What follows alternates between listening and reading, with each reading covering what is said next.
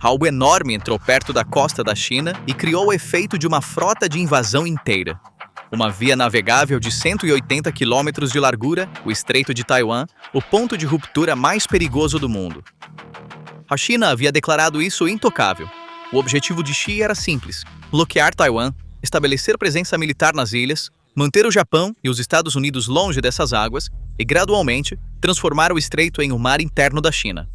Embarcações da Guarda Costeira patrulham ao redor das ilhas Senkaku 357 dias por ano. O espaço aéreo de Taiwan é violado milhares de vezes anualmente. Ilhas artificiais foram construídas nos mares do leste e do sul da China.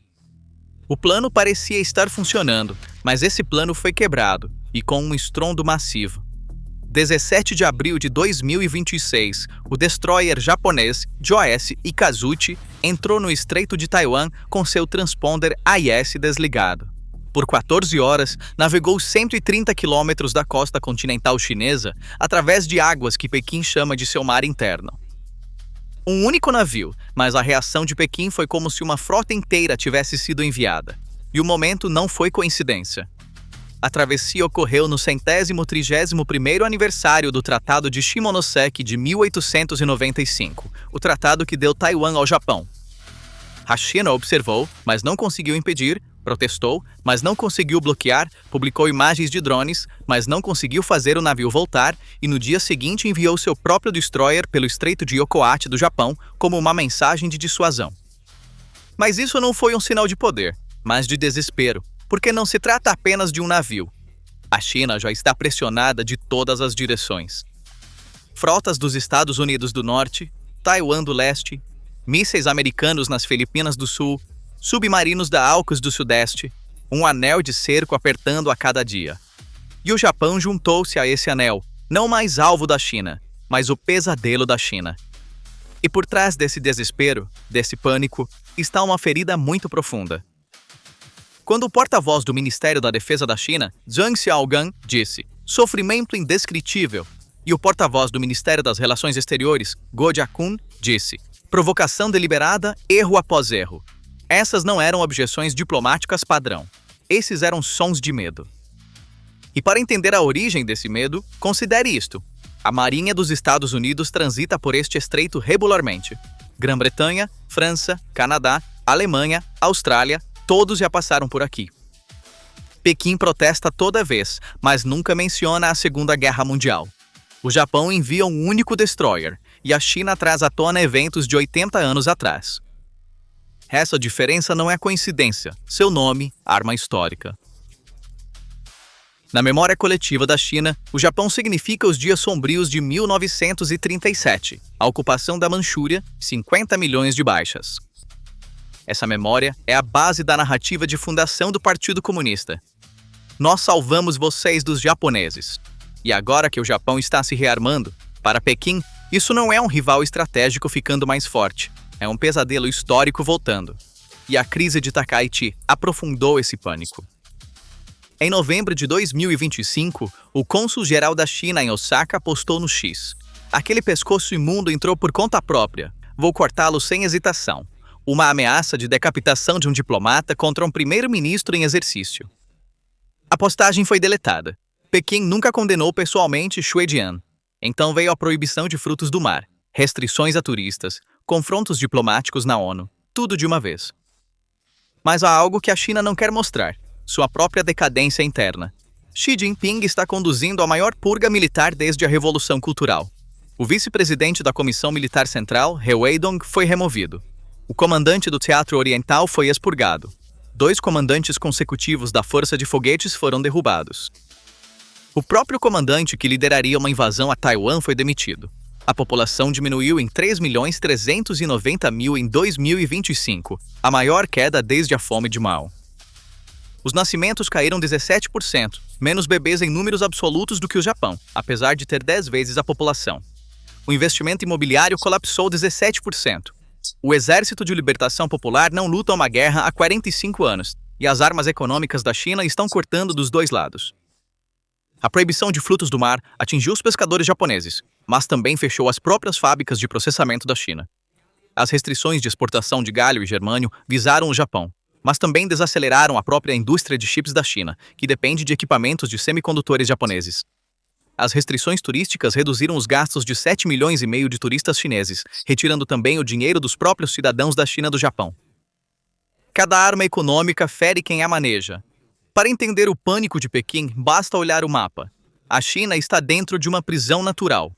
A primeira cadeia de ilhas, que se estende do Japão através das Ryukyus, Taiwan, Filipinas até Bornéu, bloqueia o acesso da China ao Oceano Aberto. No centro desta cadeia está Taiwan, o porta-aviões insubmersível de MacArthur. Se Taiwan cair, a cadeia se rompe e a Marinha da China se abre diretamente para o Pacífico. Se permanecer, a Marinha da China fica confinada a 3 estreitos: Miyako, Bashi ou o distante Malacca. E todos esses estreitos são controlados pelos Estados Unidos, Japão ou Filipinas. A China está tentando romper esse cerco. Em junho de 2025, ambos os porta-aviões, Liaoning e Shandong, cruzaram a segunda cadeia de ilhas simultaneamente pela primeira vez. Em novembro, o terceiro porta-aviões Fujian, com catapulta eletromagnética, entrou em serviço. A China construiu a maior marinha do mundo, com mais de 370 navios de guerra, mas a maioria desses navios ainda está presa dentro da primeira cadeia. A segunda cadeia de ilhas, Guam, as Ilhas Marianas, Palau, é o arsenal traseiro da América, e este anel de cerco se aperta a cada dia. Do norte, a 7ª Frota dos Estados Unidos em Yokosuka, 54 mil tropas americanas no Japão, mas a guerra no Irã está abalando esse equilíbrio. Porta-aviões estão se deslocando para o Oceano Índico. À medida que o poder dos Estados Unidos na Ásia-Pacífico diminui, o papel do Japão se torna ainda mais crítico.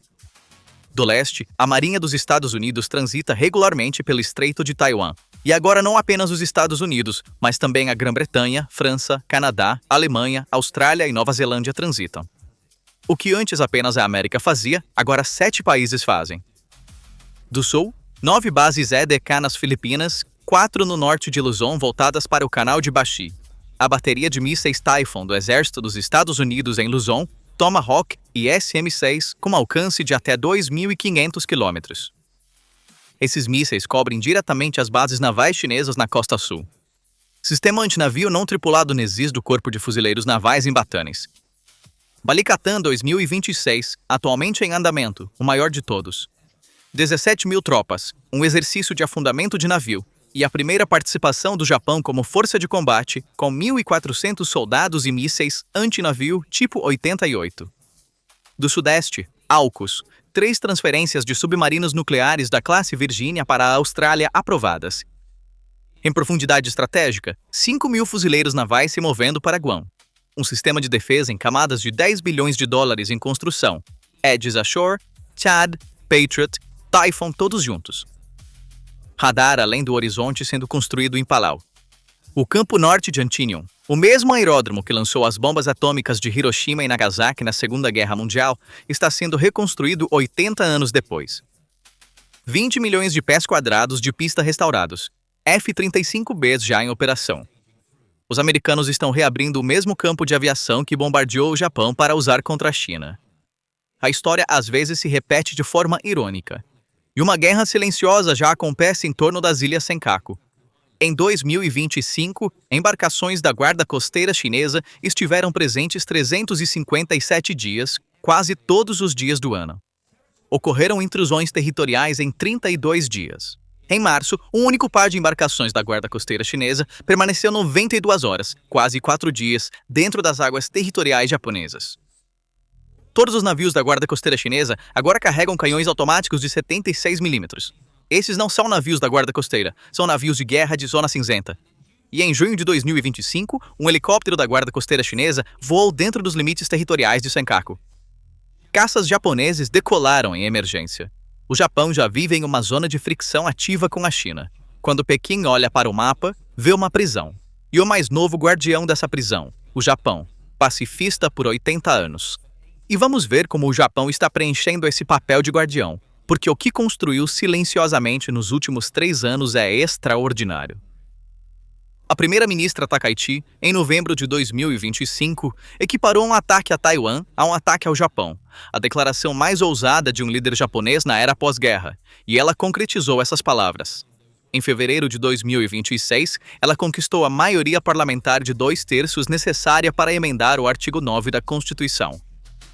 Uma parede de mísseis está se erguendo ao longo da cadeia de ilhas Ryukyu, Amami, Miyako, Ishigaki e Yonaguni, a apenas 110 quilômetros de Taiwan. Mísseis japoneses nessas ilhas cobrem diretamente o Estreito de Taiwan, e esses mísseis alcançam distâncias maiores a cada ano. O alcance do míssil antinavio tipo 12 cresceu de 200 para 1.000 quilômetros em 5 anos, um aumento de 5 vezes. 400 Tomahawks, encomendados dos Estados Unidos, alcance de 1.600 quilômetros, armas que podem alcançar o continente chinês. Integração de lançadores verticais em 10 destroyers em andamento. Programa de mísseis hipersônicos, de 2 a 3.000 quilômetros, para ser concluído até 2031. O Japão não está mais apenas construindo defesa, está desenvolvendo capacidade de contra-ataque. E o detalhe mais impressionante: o Japão está construindo abrigos subterrâneos para civis nessas ilhas com capacidade para 2 semanas. Quando um país constrói abrigos antiaéreos para seus cidadãos, está se preparando para a guerra. Orçamento de defesa: 9 trilhões e 40 bilhões de ienes, aproximadamente 58 bilhões de dólares, 12º recorde consecutivo. A meta de 2% do produto interno bruto foi atingida 2 anos antes do previsto. Planos para armar submarinos com mísseis de cruzeiro de longo alcance estão em discussão.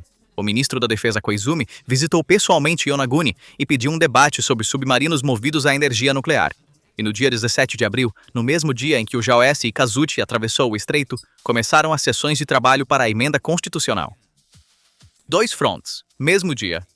Esta é uma estratégia coordenada. A transição organizacional está agora completa. O Comando de Operações Conjuntas foi estabelecido pela primeira vez em março de 2025. Concomitantemente, os Estados Unidos elevaram as forças japonesas ao quartel-general da Força Conjunta. O primeiro oficial de ligação australiano foi designado para o comando japonês. A infraestrutura para que os 2 exércitos operem como uma única entidade está agora em vigor. E a dimensão mais surpreendente dessa transformação: o Japão é agora um exportador de armas.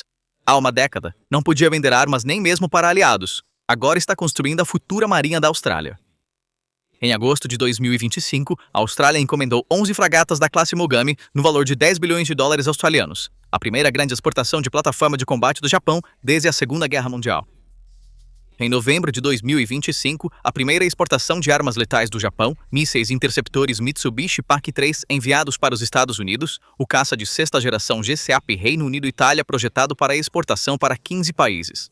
Radares de defesa aérea de longo alcance entregues às Filipinas, escaneando o Mar do Sul da China a partir da base aérea Wallace. Efeito estratégico: o Japão é agora a âncora industrial da primeira cadeia de ilhas. Radares japoneses escaneando o Mar do Sul da China a partir das Filipinas. Fragatas japonesas formarão a espinha dorsal da futura Marinha da Austrália. Mísseis japoneses reabastecendo os estoques dos Estados Unidos. E o Programa Oficial de Assistência de Segurança do Japão tecendo uma rede de segurança nas Filipinas, Indonésia, Malásia, Fiji e Mongólia. Uma arquitetura de segurança alternativa contra a iniciativa do Cinturão e Rota da China. E o Japão não está sozinho. Um bloco de alianças está se formando ao seu redor. Mas o mais notável é quem não falou: a Coreia do Sul, historicamente o país mais desconfortável com o rearmamento japonês. Mas a Coreia do Sul permaneceu em silêncio desta vez. O silêncio às vezes fala no volume mais alto, e o silêncio de Seul diz que a ameaça da China é maior do que o desconforto com o Japão. O Japão e a Coreia do Sul reiniciaram o compartilhamento de inteligência desde 2023 e institucionalizaram cúpulas trilaterais entre EUA, Japão e Coreia. 2 antigos inimigos se unindo silenciosamente contra uma ameaça comum, e essa convergência é o pior cenário para Pequim. Taiwan em si está no ponto mais delicado. Taipei não apoiou nem condenou o trânsito do Japão. Cada movimento japonês aumenta a pressão da China sobre Taiwan. Em 2025, 3.764 aeronaves chinesas violaram a Zona de Identificação de Defesa Aérea de Taiwan, um terceiro recorde consecutivo. O Squad, Estados Unidos, Japão, Austrália, Filipinas, agora realiza reuniões regulares de ministros da defesa. O Quad, Estados Unidos, Japão, Índia, Austrália, conduziu o exercício Malabar em Guam. E a Europa não está mais apenas observando. As marinhas britânica, francesa, alemã e canadense estão transitando pelo estreito. As palavras do ministro da Defesa alemão Pistorius são claras. Águas internacionais são águas internacionais. É a rota mais curta e segura. então vamos passar por ela. O interesse da Europa não é apenas de princípio, é econômico. Mais de 90% dos semicondutores mais avançados do mundo são produzidos em ambos os lados deste estreito. Cada escalada no estreito significa uma mesa de crise sendo montada em Bruxelas, e precisamos deixar isso claro. O estreito de Taiwan tem 180 quilômetros de largura. As águas territoriais se estendem por 22 quilômetros de cada costa. Isso deixa um corredor aberto de 70 quilômetros. Segundo a Convenção das Nações Unidas sobre o Direito do Mar, todos os estados têm liberdade de navegação lá. Os Estados Unidos nem sequer chamam isso de FONOP. Nas palavras da própria Sétima Frosta, uma travessia do Estreito de Taiwan não é uma operação de liberdade de navegação. Simplesmente exerce o direito de todos os navios de passar por uma via navegável internacional. Para os Estados Unidos, isso é tão rotineiro que nem precisa de um nome. Mas para a China, cada trânsito rotineiro significa que suas reivindicações de soberania estão se erodindo, sua retórica de linha vermelha está enfraquecendo, e o mundo está mostrando que não leva a sério o mar interno da China. E a maior ironia, a China transita sua própria marinha por este estreito. O porta-aviões Fujian transitou pelo Estreito de Taiwan em dezembro de 2025. A Marinha do Exército de Libertação Popular sai regularmente pelo Estreito de Miyako, mas a China se opõe quando outros fazem o mesmo, o exemplo mais marcante de inconsistência legal. E o plano de 50 anos do almirante Liu Huaqin, romper a primeira cadeia, alcançar a segunda cadeia, construir uma marinha de águas azuis global, agora está colidindo com uma realidade pressionada de todas as direções. A China construiu a maior marinha do mundo, com mais de 370 navios, mas a maioria deles ainda está presa dentro da primeira cadeia. Em 17 de abril de 2026, um único destroyer japonês transitou pelo Estreito de Taiwan, a quarta passagem, mas desta vez foi diferente porque por trás disso estava uma pausa de 80 anos. O Japão não é mais pacifista. Colocou mísseis em cada ilha da primeira cadeia de ilhas, construiu abrigos antiaéreos a 110 quilômetros de Taiwan, levantou sua proibição de exportação de armas, fragatas para a Austrália, PAC-3 para os Estados Unidos, caças de sexta geração para o mundo, ganhou a maioria necessária para a emenda constitucional e enviou seu destroyer, através da linha vermelha de Pequim, no próprio aniversário do tratado que deu Taiwan ao Japão. A China está pressionada de todas as direções, Estados Unidos e Japão pelo norte, Taiwan pelo leste, mísseis das Filipinas pelo sul, submarinos da AUKUS pelo sudeste. De dentro, sua maior purga militar na história, população em colapso, um exército que não luta há 45 anos, a maior marinha do mundo, mas presa dentro da primeira cadeia. E suas armas econômicas estão cortando os dois lados ao mesmo tempo. A Coreia do Sul está dando consentimento através do silêncio. A Austrália está encomendando navios de guerra japoneses. As Filipinas estão escaneando o Mar do Sul da China com radares japoneses. Marinhas europeias estão transitando pelo estreito. A Índia está ao lado do Japão no Quad. Pequim perdeu a coisa em que confiou por 80 anos, o pacifismo do Japão, e não tem argumento para substituir essa perda. As palavras do secretário de Defesa dos Estados Unidos, Hegseth, no Shangri-La Pyro Noir. A ameaça da China a Taiwan é real e pode ser iminente. O presidente Trump disse que a China comunista não invadirá Taiwan sob sua vigilância. Então, aonde essa escalada levará? Será que da próxima vez o Japão enviará não apenas um único destroyer, mas uma frota com as marinhas da Austrália, Reino Unido e Filipinas ao lado? E por quanto tempo mais a China pode continuar dizendo: nós assistimos, mas não interferimos? Cada repetição dessa frase corrói um pouco mais a dissuasão de Pequim. O que você acha disso? Compartilhe seus pensamentos nos comentários. Não se esqueça de se inscrever no PPR Global e ativar as notificações para ficar atualizado sobre nossas análises. Obrigado por nos escolher.